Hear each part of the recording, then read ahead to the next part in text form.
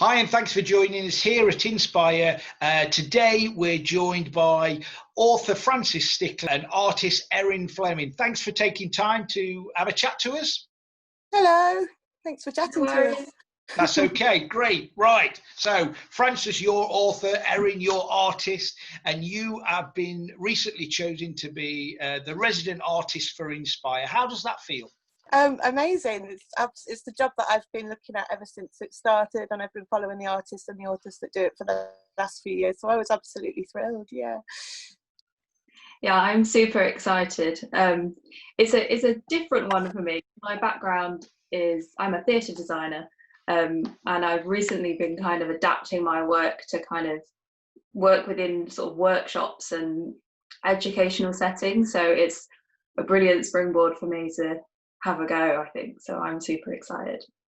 Excellent, and let's say author and artist, and the projects that you're going to be undertaking over the next few months, they're a collaborative project. So how's that gonna work, artist and author coming together? So I think it's really exciting because, like you say, I think we're a real good match, which was a brilliant surprise in a way, because I thought, oh, maybe I'd have to adapt way more than I thought. I thought my work wouldn't necessarily fit in as well, but we've managed to work out a few ideas that I think are really going to work for people in their homes. All brilliant. Yeah, I think it brings a fresh angle to it, doesn't it? Because obviously previously you were going to be working in schools, but now you are going to be linking with young people and working with young people between 4 and 11, aren't you? And you, as you said, Frances, you're going to be linking with them at home, which is almost bringing us. This is technology that young people are used to using anyway. So that's going to be exciting, isn't it? Working with them in a relatively new format. Yeah, it's really exciting, and we're definitely learning that format as well. I think both of us. But it's lovely. I mean, yeah, like Erin said, we've managed. I think we both surprised ourselves in coming up with something that we're both really excited about and that we really love, and definitely maximises all that use of things in the home and being in the home, and just kind of that feeling of tackles a little bit that feeling of isolation, I think, as well, what we've come up with. So yeah, we're raring to go, aren't we? Yeah, definitely. I think it's going to be fun. Like, it feels really fun when I'm working through it already. So I can't wait to see some of the stuff that people do and what we do, I suppose. Yeah, definitely, and getting them involved in home as well. Certainly, you touched on it there, Frances. That you'll be playing a part in sort of challenging maybe some of that isolation, and in a time when mental health and well-being is really important. Getting those young people and maybe parents in there, engaged in your project from home is going to give people something to focus on with a positive outcome.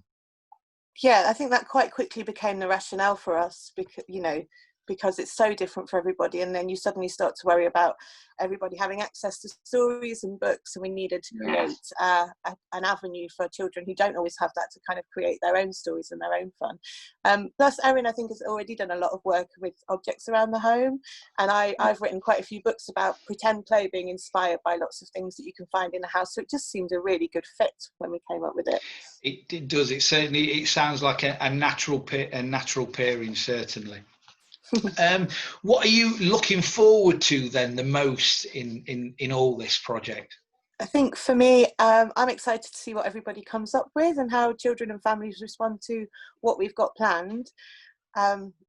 In many ways, it's going to be even more accessible, I think, than our original plan, because we've had to make it the case that everybody can get involved from their homes or from their gardens.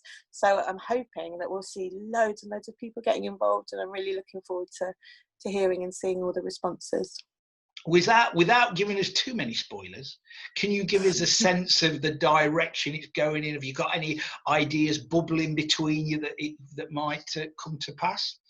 There's obviously the angle of using everyday objects to be creative, and quite a lot of my work, like Frances said, bases around that anyway. So when I'm making puppets or I'm making masks or things for work that I do, I really love working with what I have already in the house. We've thought of there's been a lot of different input about making it accessible for all children across all age groups, so there's lots of differentiated input there. So I'm hoping a really rich kind of creative product rather that everyone can get involved with. Thank you for taking the time to have a chat to us. We look forward to see what's coming out from you both, and I'm sure you'll be giving us updates along the road. Thanks very much.